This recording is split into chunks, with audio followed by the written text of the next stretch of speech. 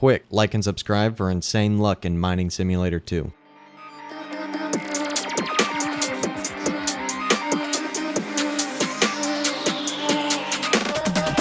What is going on, everybody? I'm back making another video, and in today's video I'm going to be going over 20 of the best update ideas that you guys could come up with. I asked my community yesterday what ideas you guys want to see come into the game. I already made a video on this like a month and a half ago or so, and I'd say about 85% of the ideas in this video are new ideas. There's a couple repeat ideas that people really want from the old video, but if you guys want to go watch the old video first, there's tons of different ideas in that one as well. But yeah, let's get straight into it. Also, make sure you guys share this video around because these ideas are from the community and I picked out all the best ones that I think would actually really improve the game and make it a lot more fun. So make sure to share this video around so that the developers see it. And yeah, let's get straight into it. Starting off at number 1, we have 20 different ideas here. There were just titles added in the game, but it would be really cool if these titles had different sort of boosts. Like, for example, the better block mined titles would give you slightly more mining power. I just think it would be a cool little addition. So if you're mining and you get all the way up to 5 billion blocks or 50 billion, whatever the next achievement's going to be, you can put that on and it'll give you like a tiny bit more mining power.